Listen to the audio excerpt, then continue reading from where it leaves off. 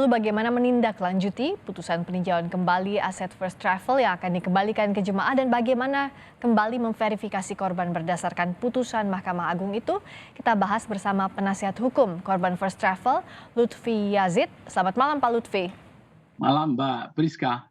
Pak Lutfi, jadi kalau dari putusan peninjauan kembali MA, ini apakah dirinci betul berapa jumlah korban, juga berapa total aset yang akan diganti rugikan untuk korban? Itu kan nggak ada ya Mbak ya, sampai Hmm. sekarang kan dari media saja, Hmm. bahwasanya ada putusan Mahkamah Agung ya. Ya. Padahal ini diketok sudah 9 bulan, jadi sudah tanggal 25 Agustus ya, tahun lalu, artinya 9 bulan. Kenapa juga belum diupload, kenapa juga belum dimuat begitu. Hmm. Nah, yang ada adalah putusan kasasinya saja. Oke. Waktu itu ketua majelis kasasinya itu Andi Samsan Nganru ya, yang menyatakan bahwasanya aset first travel itu disita atau dirampas oleh negara. Nah, hari ini Andi Samsan Nganru sebagai ketua majelis dalam level kasasi mengatakan tidak ada unsur tidak ada unsur kerugian negara, Hmm. karena itu maka dikembalikan. Ke jemaah. Iya, ini kan artinya setelah dikritik begitu oleh publik ya, bahwa kalau disita negara artinya kan itu bertentangan dengan Oke. Undang-Undang Nomor 2019 pasal 117 ya. Hmm. Jadi bertentangan dengan itu dikritik, baru kemudian mengatakan ini kembali kepada jamaah. Nah, karena Jadi sudah 9 bulan, Pak Lutfi, ini tindak lanjutnya seperti apa kalau dari penasihat hukum? Kalau Pak Lutfi sendiri menangani berapa korban jumlahnya total? dari awal kita itu 3.000 ya, 3.000 3.000 korban? sekitar 3.000 korban ya. Hmm. Kemudian setelah itu bertambah lagi, saya harus cek lagi Hmm. persisnya berapa jumlah korban.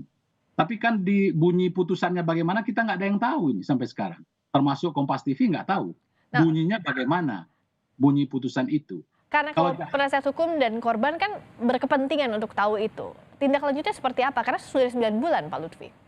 Iya, kita mendesak kepada Mahkamah Agung karena sudah 9 bulan harusnya itu sudah diupload Hmm. sehingga kita tahu bunyi putusannya itu bagaimana. Karena jaksa itu sebagai eksekutor itu tentu melaksanakan tugasnya sesuai dengan bunyinya, bunyi putusan Putusan. Hmm. di PK itu bagaimana bunyinya kan begitu. Kalau di media kan media bilang wah ini jamaah sudah lega ini, itu keliru ya. Karena kenapa keliru? Karena sebetulnya asetnya itu tidak seberapa dibandingkan jumlah jamaahnya yang jumlahnya adalah 63.310 jamaah itu. Hmm. Gitu. Kalau Jadi kurang apakah lebih 3.000 lebih ya berarti yang ditangani oleh Pak Lutfi, kerugian yang diderita, hitung-hitungannya kasarannya berapa Pak Lutfi? jadi masing-masing jamaah itu kan menyetor 14 juta. Hmm. Jadi untuk umroh ini 14 juta ya tinggal dikalikan saja dengan jumlah jamaah. Kalau dengan 3.000 ya tinggal kalikan 3.000. Tapi korban yang memberi kuasa kepada kami itu lebih dari 3.000. Tapi jumlah detailnya saya harus cek lagi. Oke. Begitu Mbak Rizka. Tapi per orang 14 juta dan saat ini menunggu proses ganti rugi. Sebenarnya apa? Bukan hanya ganti rugi. Mereka itu nuntutnya dua hal. Ganti Yaitu? rugi atau diberangkatkan kembali. Oh, oke. Dengan keputusan Menteri Agama 2589/2017 kan gitu bunyinya, bahwa harus diberangkatkan atau dikembalikan semuanya. Nah, tapi jamaah ini kan lebih cenderung untuk diberangkatkan. Hmm. Bagaimana Karena memang mekanisme? tujuannya untuk memberangkatkan begitu ya, untuk berangkat ke Persis, tanah suci. Nah, persis. itu yang diharapkan. Nah, sekarang karena ya selain menunggu itu sudah pasti dan mendesak iya agar apa itu putusannya, bunyi amar putusannya agar bisa dilaksanakan dieksekusi. Apalagi upaya yang bisa dilakukan dari penasihat hukum maupun para korban, kemana jalan yang bisa dicari untuk segera dieksekusi putusan ini? Ya, pertama tentu kita mendesak itu putusan segera disampaikan kepada kami. Yang kedua, saya ingat apa yang disampaikan oleh juru bicara Mahkamah Agung dalam wawancara dengan media waktu itu ya. Waktu itu tanggal 20 November tahun 2019. Waktu itu juru bicara Mahkamah Agung namanya Dr. Abdullah.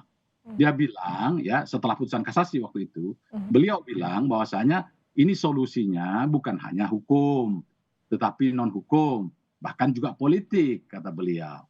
Nah, tentu saja dengan kasus semacam ini kita berharap agar pemerintah juga turun tangan karena tidak mungkin ya pemerintah tidak bertanggung jawab juga.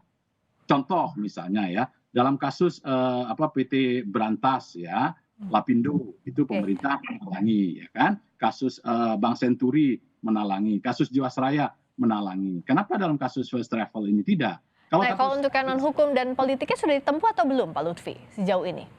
kita sudah waktu itu Apa saja itu? mengirim surat kepada presiden. Kita berjumpa dengan salah satu pimpinan di KSP ya, agar tuntutan untuk memberangkatkan jamaah ini bisa dicarikan jalan keluar begitu ya. Sebagaimana tadi contoh di dalam beberapa kasus PT itu, memang kan argumentasinya kemudian, loh ini kan perorangan. Oke, kalau dikatakan perorangan, PT Lapindo Berantas kan perorangan, kan Abu Rizal Bakri. Tapi kenapa pemerintah menalangi dengan keputusan Presiden nomor 13 tahun 2006 misalnya?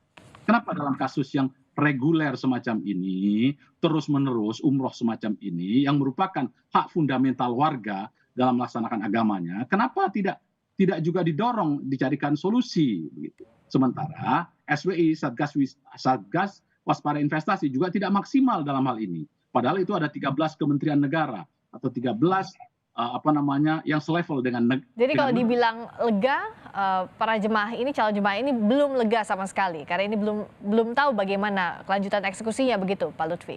sangat tidak lega, jadi tidak berharap. Jadi saya berharap bahwasanya para jamaah itu jangan terlalu berharap dengan aset first travel yang hanya sedikit itu, kecuali pemerintah ikut terlibat, pemerintah hadir ikut menyelesaikan persoalan ini, karena yang memberikan izin first travel adalah pemerintah. Kalau Pak Lutfi, apakah punya hitung-hitungannya kira-kira berapa jumlah aset first travel yang datanya saat ini dimiliki? Apakah sebanding atau tidak gitu dengan ganti rugi untuk para calon jemaah?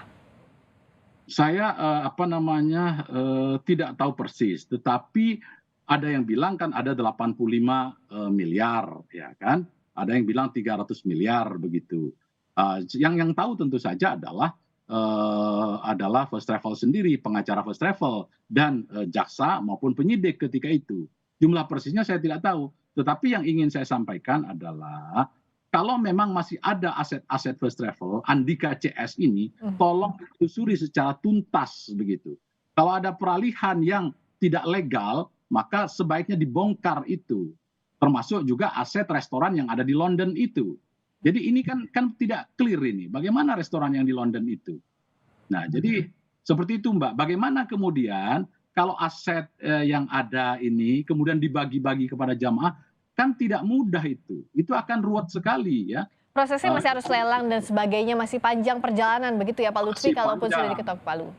Sangat panjang. Jadi itu juga melibatkan Kajari, Depok, Kajati, kemudian Kejaksaan Agung juga, dan koordinasi dengan kementerian karena sudah disita dan dirampas oleh negara, dengan Kementerian Keuangan. Itu kan juga repot itu kalau negara tidak hadir dalam soal-soal semacam ini. Oke, kalau respons para korban sejauh ini seperti apa Pak Lutfi?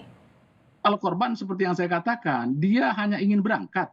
Dia hanya ingin berangkat. Caranya bagaimana? Yang dia sudah menyetor 14 juta dan dijanjikan akan berangkat, akan pergi umroh. Nah, harus dicari solusinya. Ya solusinya kalau umroh misalnya harus 9 hari, harus ke Mekah, kota Mekah dan Madinah, cukuplah 3 hari atau 4 hari. Ya, cukuplah ke Mekah saja, tidak perlu ke Madinah. Kan seperti itu. Bagaimana tiket? Bisa dibicarakan dengan pemerintah Saudi. Soal visa bisa dibicarakan. Soal soal akomodasi, soal konsumsi dan lain-lain. Itu kan harus dipikirkan, dicarikan solusi ya. Oke.